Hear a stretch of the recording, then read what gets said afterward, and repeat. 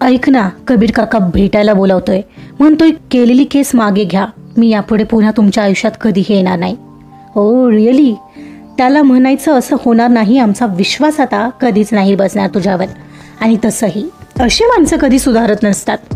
आणि हो ब्रो, आणखी एक. अरे तुझा हातामध्ये झालेला ॲक्सिडेंट हा त्या श्रावणी आणि तिच्या वडिलांचा डाव होता. काय सांगतोयस? But how do you know? आपण ऐकत आहात अनकंडिशनल लव्ह, प्रेमाची नवी सुरुवात या कथेचा अंतिम भाग सुरू करण्यापूर्वी माझ्या चॅनलला सबस्क्राईब केलं नसेल तर सबस्क्राईब करून घ्या आणि आधीचे पार्ट ऐकले असल्याची खात्री करून घ्या, कारण लवकरच आणखी एक स्टोरी घेऊन येत आहे. तर सुरू करते अनकंडिशनल लव्ह, प्रेमाची नवी सुरुवात, भाग 78. ठरल्याप्रमाणे दुसऱ्या दिवशी सकाळी अवनी आणि क्षितिज अर्थात फ्लाईटने गोव्याला जायला निघाले. दोघांचा असा पहिला प्रवास असणार होता. क्षितिज सोबत म्हणताना अवनीही एक्सायटेड होती. दोघेही 1 तासाचा प्रवास करून पणजी एअरपोर्टला गोव्यात पोहोचले तेव्हा सकाळचे 7:30 होत होते. आपापलं बॅगेज कलेक्ट करून ते दोघं एअरपोर्ट बाहेर पडून त्यांच्या आधीच बुक असलेल्या हॉटेलकडे रवाना होणार होते. एअरपोर्ट बाहेर इतक्यात पोहोचले असतील. क्षितिज पुढं आणि अवनी त्याच्याच मागे अशी चाललेली. पण तेवढ्यात एक सुंदर आणि मॉडर्न मुलगी समोरून निघालेली.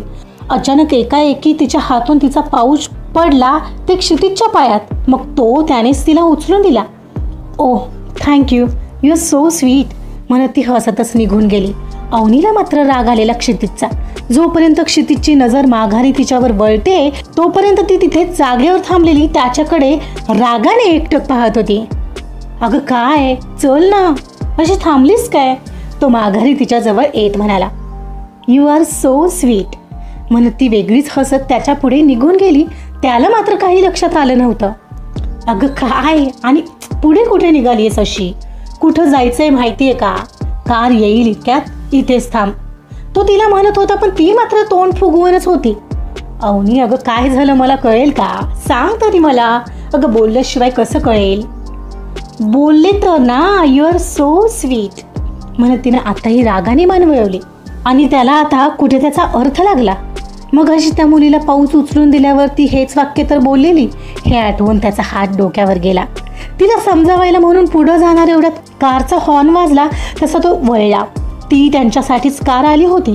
नेहमीचा ड्रायव्हर असल्याने क्षितिज त्याला ओळखत होता. ड्रायव्हरने दोघांच्या बॅग आत चढवल्या आणि तोपर्यंत अवनी आणि क्षितिज कारमध्ये बसले. क्षितिज कारमध्ये बसला आणि ड्रायव्हरने बोलायला सुरुवात केली. त्यामुळे त्याच्याशी बोलत राहिला. बोलण्यात लक्ष असल्याने काही क्षण त्याचं अवनीकडे लक्षच नव्हतं. आणि जेव्हा बोलून झाल्यावर त्याचं तिच्याकडे लक्ष आलं तसं ती अगदीच कोपऱ्यात जाऊन काचेतून बाहेर पाहत बसलेली. हे काय, ही अशी का बसलीये? त्याने न राहून त्याचा हात लांबवला आणि तिचा हात पकडण्याचा प्रयत्न केला. तसा तिने तो त्याच्या हातात येऊ तर दिला नाहीच, शिवाय तिने तो आणखीन अशा प्रकारे लपवला की त्याला तो पकडताही येणार नाही. मग मात्र कारमध्ये असल्याने थोडं तिच्याकडे दुर्लक्ष करून तो हॉटेल येण्याची वाट पाहू लागला. तरीही अर्थात त्याचं सतत तिच्याकडेच लक्ष जात होतं. तिचं असं रुसणं पाहून त्याला गालात स्मित येत होती. तिथं गेल्यावर तिला कसं मनवायचं हे त्याला चांगलंच माहिती होतं. सो तो सध्या ती परिस्थिती शांतपणे हाताळणार होता. एक क्षणाला हॉटेल आलं. ते हॉटेल बीचपासून काहीच अंतरावर होते. पुढे मस्त बीचचा व्ह्यू होता. तसाही क्षितिज बिझनेसच्या निमित्ताने अनेकदा इथं आला होता. ही पहिली वेळ होती की तो त्याच्या अवनीबरोबर आलेला. कारमधून उतरून हॉटेलमध्ये चेक इन केलं आणि बॅग आत येऊन ठेवलेलाच की आर्यशचा फोन कॉल येऊ लागला. मग मात्र त्याने तो उचलला. काय रे, आता 4 दिवस तरी निवांत घालू दे बायको सोबत. फोन उचलताच तो तिरकस अवनीकडे पाहत म्हणाला, जी येताच गॅलरीमध्ये जाऊन बाहेरचा सुंदर व्ह्यू पाहत होती. अरे सॉरी, मी करणार नव्हतो कॉल, पण कारण तेवढं महत्वाचं होतं म्हणून केला. बरं बोल. ऐक ना, कबीर काका भेटायला बोलावतोय. म्हणतोय केलेली केस मागे घ्या. मी यापुढे पुन्हा तुमच्या आयुष्यात कधीही येणार नाहीये. Oh really? त्याला म्हणायचं असं होणार नाही. आमचा विश्वास आता कधीच नाही बसणार तुझ्यावर. आणि तसंही अशी माणसं कधी सुधारत नसतात. हो बघ ना, मी तर साफ नकार दिला. अरे रोज एक माणूस पाठवून देतोय. म्हणतो आहे एक रक्त यापन. आता तरी माझं म्हातारपण सुखात जाऊ द्या. ते तुझ्या कर्माने झालंय म्हणाव. आणि हो ब्रो, आणखी एक. अरे तुझा हातामध्ये झालेला ॲक्सिडेंट हा त्या श्रावणी आणि तिच्या वडिलांचा प्लॅन होता. काय? But how do you no? ते कसं समजलं हे नको विचारूस. मी ते काढून घेतलंय श्रावणीकडून. आणि ते कसं ते तुला सांगण्याची गरज नाहीये. ओ व्हॉट, आय डोंट बिलीव्ह. पण का? तुझ्या ऍक्सिडेंटला अवनी बहिणी कशी जबाबदार आहे? मीन्स तिचा मंगल रे, हा सगळा डाव होता त्यांचा. तुमच्या दोघांचं लग्न मोडायचं होतं, बट नाही झालं तसं. दिस इज डिस्गस्टिंग. बरं झालं, आता तर तिला आपल्या घरात अजिबात येऊ द्यायचं नाहीये. आणि हे ना आधी त्या ग्रानीला जाऊन सांग, म्हणजे तिचे डोळे उघडतील. येस, तिला ही सांगणारच आहे बघ, लगेच आत्ता जाऊन. एनिवे सॉरी, पण हे तुला सांगणं महत्वाचं वाटलं म्हणून मी तुम्हाला डिस्टर्ब केलं. एनिवे ठेवतो आता. You enjoy. या ऑल राईट. क्षितिज नजर अवनीकडे पाहत म्हणाला, बरं चल बाय. बाय आर्यश म्हणत क्षितिजने फोन कॉल ठेवला आणि फोन बेडवर ठेवून आधी फ्रेश व्हायला गेला. अवनी इतका वेळ इतक्या सुंदर समुद्राचा व्ह्यू पाहण्यात हरवली होती. लाटांचा आवाज कानावर आदळत होता आणि किंचित क्षितिजवर रागावलेली ती क्षणभर विसरलीच होती. पण अजूनही तो तिच्याकडे आला नव्हता हे आश्चर्य होतं तिच्यासाठी. मागे वळून पाहते तर त्याचा कॉल संपला होता आणि तरीही तो आतमध्ये दिसत नव्हता.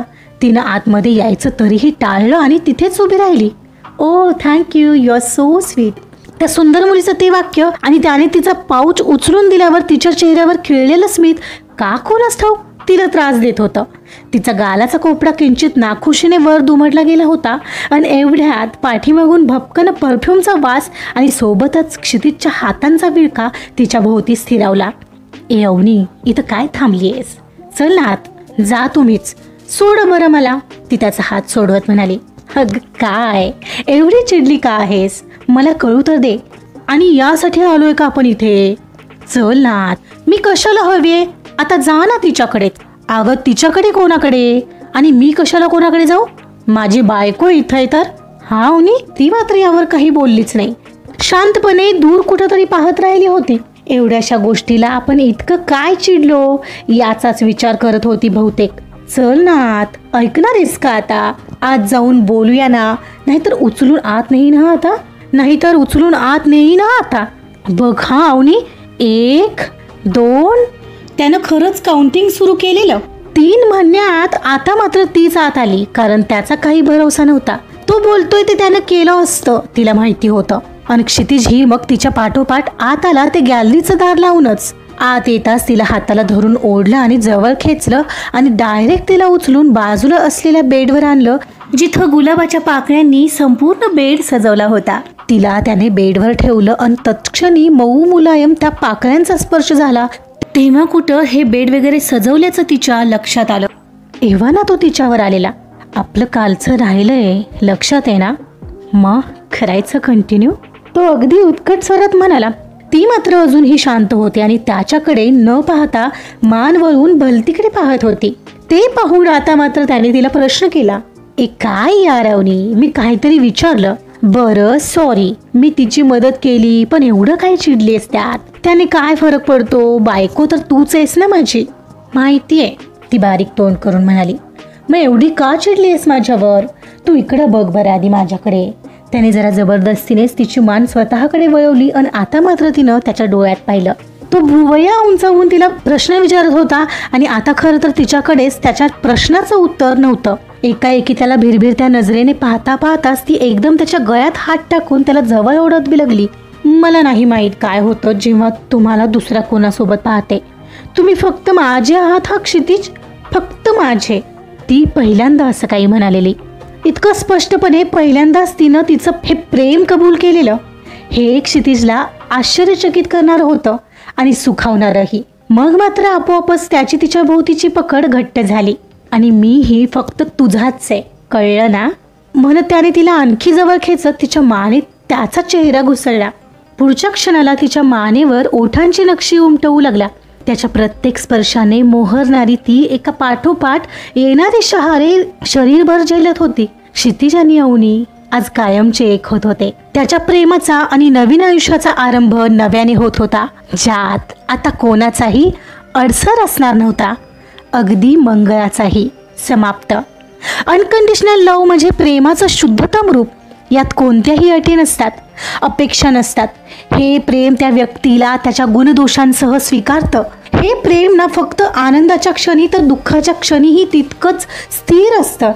अनकंडिशनल लव्ह म्हणजे दुसऱ्याच्या सुखात आपलं सुख पाहणं, त्यांच्या दुःखात आपलं मन दुःखी होणं, त्यांना विनाशर्त आधार देणं, हे प्रेम केवळ देण्यावर विश्वास ठेवतं, मिळण्याच्या अपेक्षेशिवाय. हे प्रेम म्हणजे दुसऱ्याला पूर्णपणे स्वीकारण्यासोबत त्याच्या अपूर्णतेला पूर्णत्व देणारं असंच असतं. आणि म्हणूनच तर असं प्रेम देणाऱ्याला खऱ्या अर्थाने ते मिळतं. कारण असं कसं देणाऱ्याचे हात रिकामे राहतील. कशी वाटली अवनी आणि क्षितिजच्या अनकंडिशनल प्रेमाची ही कथा हे आपल्या कॉमेंट्समधून नक्की कळवा. या कथेच्या पाठोपाठ लवकरच घेऊन येते नवीन अध्यायम ही कथा, अर्जुन आणि अक्षयाची अनोखी प्रेमकथा. अर्जुनच्या आयुष्याचा नवीन अध्याय आणि अक्षयाची अर्जुनला साथ. एकट्या पडलेल्या एका बिझनेसमनची कथा. मला खात्री आहे इतर कथांप्रमाणे ही कथा सुद्धा तुम्हाला आवडेल आणि तुम्ही या कथेला सुद्धा तितकंच प्रेम द्याल. तर भेटूया लवकरच नवीन कथेसोबत. तोपर्यंत ही कथा आवडली असेल तर प्लीज लाईक करा, सबस्क्राईब करा आणि शेअर सुद्धा करा. Thank you so much.